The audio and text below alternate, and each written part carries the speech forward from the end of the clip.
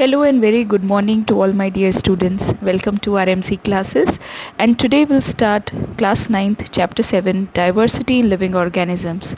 Now this chapter will divide into three parts. So today we'll start with the part 1. So without any delay, let's start part 1. All right so in NCERT जो आपका सबसे पहला paragraph है that gives you the introduction about the species and their variety their diversity so that states that almost आप समझ सकते हो that more than 1.5 million species of organisms are documented on earth and more species are discovering every day so इससे आप हिसाब लगा सकते हो कि रोज़ हमारे पास कितने तरह की स्पीशीज होती है. Now we have two options. Either we can study them one by one. That is obviously no, because the number is very large. So the next option, that we look for similarities among the organisms that will allow us to put them into different classes, and then the study of those classes or groups will make our study more easy and simple.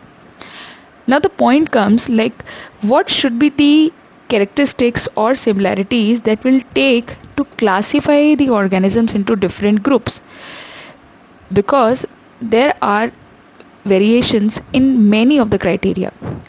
अगर आप अपने organisms को जो भी हमारे around मिलते हैं, if we just look at them, so हमें बहुत तरह के variations मिलेंगे. Variation in size, like if you'll start with a few micrometer size bacteria से लेकर के अगर हम redwood trees को देखें of California, so they are 30 to 100 meters.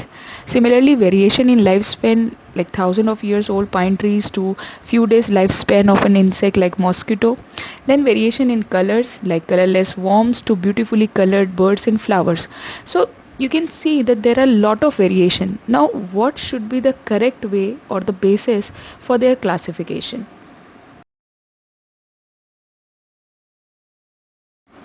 So हुआ ये कि इनिशियली एक एंशियंट ग्रीक थिंकर एरिस्टोटल ने जितने भी लिविंग ऑर्गेनिजम्स थे उनको उनके हैबिटेट के अकॉर्डिंग क्लासिफाइड कर दिया into two groups, those living in water and those living on land.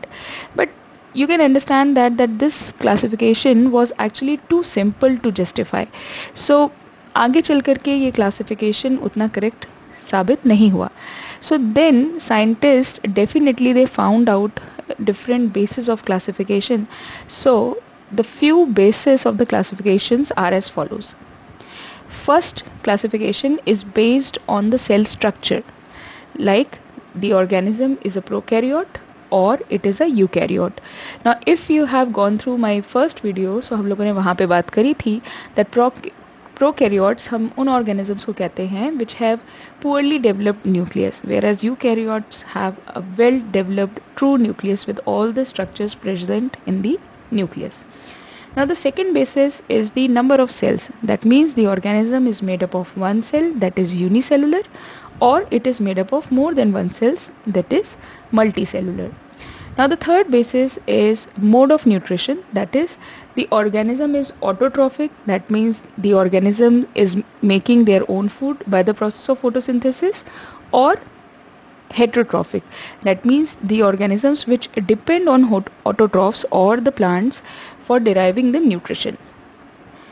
Okay, and the last but not the least basis of classification is the level of organization. See, if you remember that the cells constitute tissue and then tissues comprises to form organ and then organ system. So this is level of organization. So which particular level out of cellular, tissue, organ or organ system is present in the organism decides their position in the classification. So these are the different bases of classification.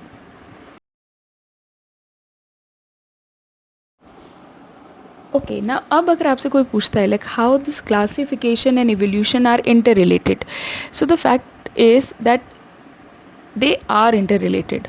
Now how? See, it is well established fact that all the life forms have evolved from a common ancestors. Scientists have actually proved that the life began on the earth in the form of a simple life forms like blue-green algae. During the course of the time, complex organisms evolved from them. So classification is also based on evolution. Also जब आप किसी चीज़ को classify करते हैं तो उसमें जो first group of classification होते हैं वो हमेशा होते हैं the simpler one, whereas जो लास्ट क्लासिफिकेशन का पार्ट होता है, जो भी उसके अंदर ऑर्गेनिजम्स होते हैं, they are always the complex one. So just by reading that classification हम ये पता लगा सकते हैं like which group is particularly more evolved and which one is less. Now here comes one name, and the name was Charles Darwin. He was the one who first described the idea of evolution in his book The Origin of Species in 1859. Also इस particular paragraph में biodiversity से जुड़ी हुई बात भी करी गई है. सो बायोडाइवर्सिटी की बात अगर हम करें, so bio means biological things and diversity means variety. So the variety of living beings found on any geographical area is called biodiversity of that area. Now mega diversity centre एक नाम होता है जो बेसिकली हम उन Jones को कहते हैं which are coming in between Tropic of Cancer and Tropic of Capricorn. Alright, so उसमें बहुत सारे कॉन्टिनेंट्स हैं जो बायोडाइवर्सिटी रिच है. एंड अगर हम लार्जेस्ट बायोडाइवर्सिटी हॉटस्पॉट की बात करें, so Amazon rain forest are the ones. Now, if we talk about the hierarchy of classification, so we have different categories in it. Alright, like the first one, the highest one is the kingdom, then phylum or division. So phylum is the term that we use for animals if we are classifying animals, and division we use the term when we are classifying plants. Then after that, class, order, family, genus and species. So species is the lowest level of classification, but here the organisms will have more similar characteristics. So always remember that species is the lowest level of organization. It has less number of organisms but with more similarities, whereas in kingdom the organisms will be more but the similarities will be less.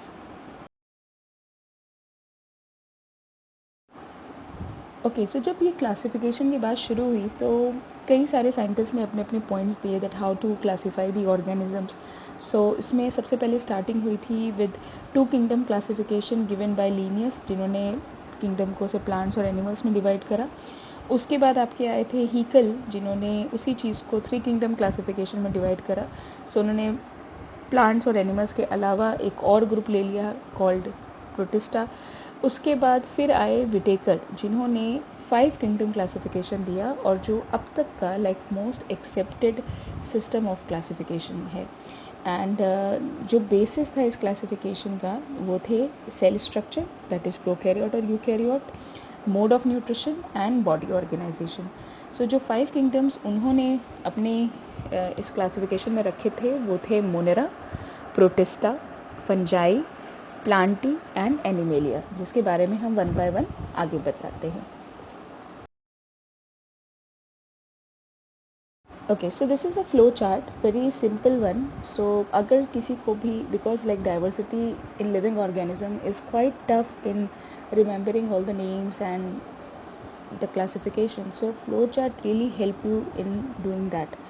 So this flow chart will give you an idea कि like organisms को किस तरीके से five kingdom में divide करा गया. So five kingdom classification में जो सबसे कम इवॉल्व आई कैन से और जो सबसे पहला किंगडम था वो था kingdom Monera.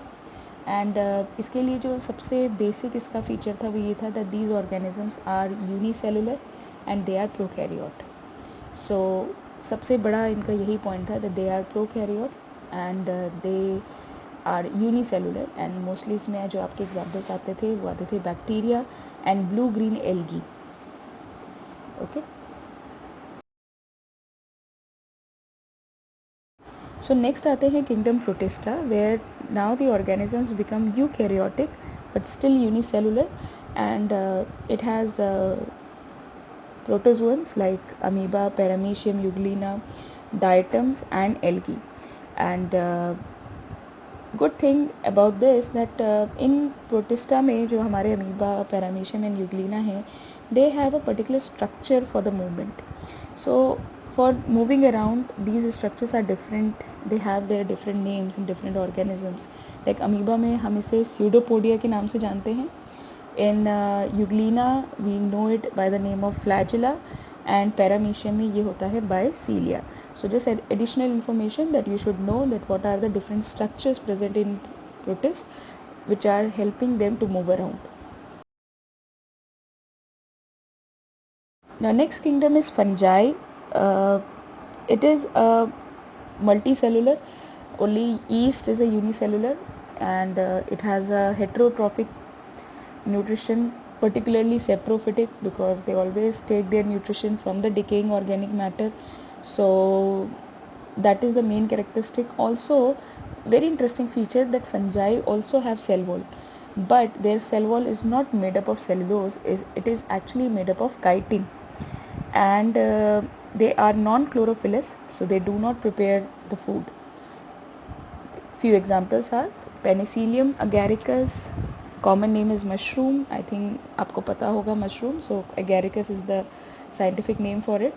Also, there is another term which I would like to discuss here. There is a term called lichens. So lichens is actually a symbiotic association between algae or a cyanobacteria and the fungi.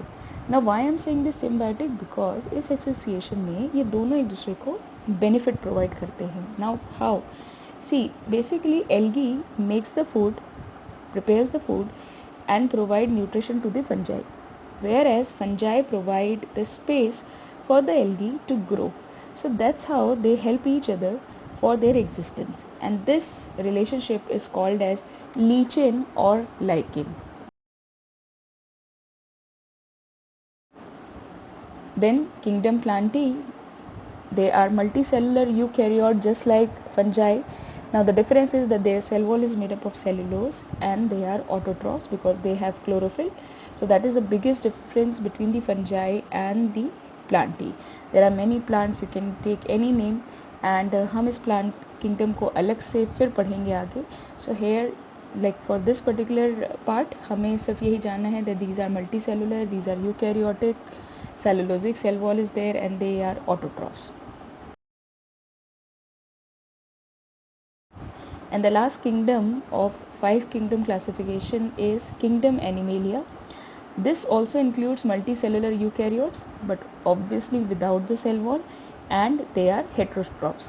So again I would like to say that we will going to study about them in detail as animal kingdom. So अभी के लिए हमारे लिए जो important points हैं to remember that they are multicellular, they are eukaryotic without the cell wall, and they are heterotrophs. So this was the first part of diversity in living organism, and I hope कि इतना सब देखने और पढ़ने के बाद थोड़ा सा आपको क्लियर हुआ होगा like what do you know about the 5 kingdom classification, and about the different kingdoms which are there inside it. So इसको फिर से देखिए, फिर से समझिए, because it's a quite typical chapter. And thank you once again for watching the videos, and stay tuned for the next upcoming videos, part 2 and part 3, and like and share and subscribe my channel. Thank you so much.